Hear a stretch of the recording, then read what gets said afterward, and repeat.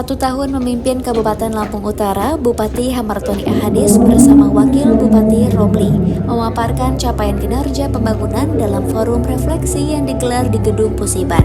Refleksi ini menjadi momentum evaluasi perjalanan pemerintahan sejak pelantikan 20 Februari 2025 hingga 20 Februari 2026. Di hadapan jajaran pejabat daerah dan undangan, sejumlah indikator pembangunan dipaparkan secara terbuka. Dari sisi ekonomi, pertumbuhan Lampung Utara tercatat mengalami kenaikan dari 4,10% pada tahun 2024 menjadi 5,12% di tahun 2025.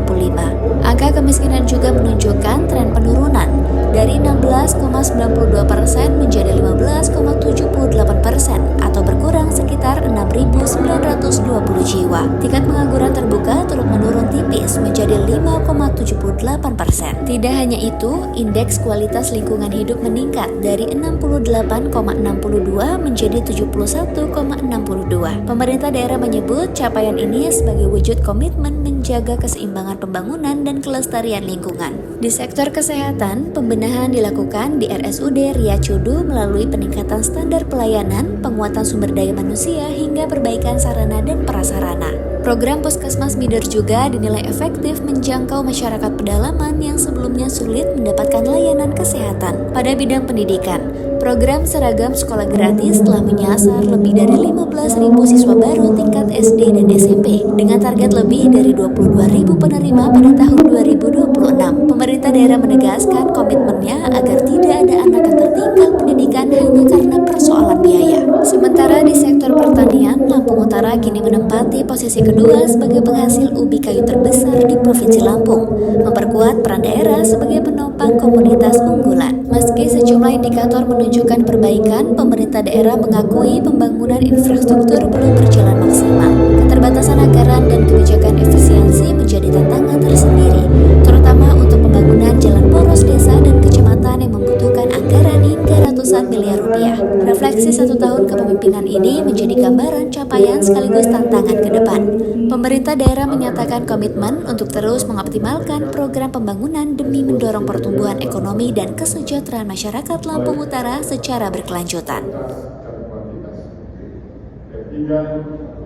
Capaian kinerja pemerintah daerah Lampung Utara, pimpinan Pak Hamartoni dan Romli dalam 1 tahun di tahun 2020, apa yang sudah dilakukan oleh pemerintah daerah Lampung Utara.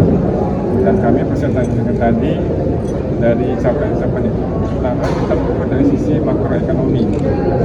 Semua indikator makroekonomi kenaikan, baik PDRT per kapita, ekonomi, PM, kemudian Gini rasio, dan hasilnya memang positif.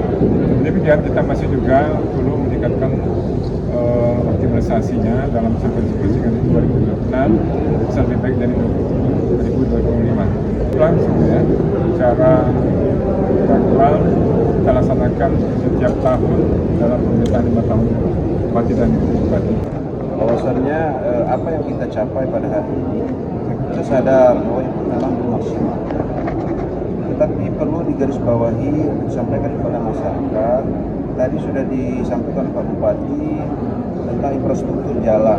Ini yang menjadi kendala kita yang ada di masyarakat. Kami sadar sebagai pemerintah dengan pelayanan yang maksimal apapun juga, ketika jalan-jalan di kecamatan dan desa itu tidak bagus, maka anggapan masyarakat yang tidak memahami kami tidak kerja.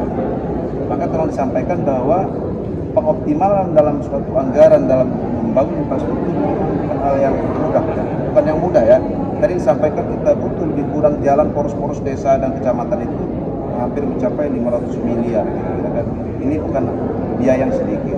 Nah, tetapi kita yakin dan optimis bahwa dengan apa yang disampaikan oleh saudara Bupati tadi, melakukan efisiensi, baik itu penambahan atau menggali sumber-sumber pendapatan asli daerah, sehingga dapat merealisasikan apa yang menjadi harapan masyarakat, yaitu tentang infrastruktur jalan-jalan di desa dan desa. Harapan ke depan kompak dan solid kita, itu kunci kita untuk maju, itu kan. Kompak dan solid, saling dukung, saling doa, bagaimana caranya agar roda pemerintah ini dapat berjalan secara maksimal.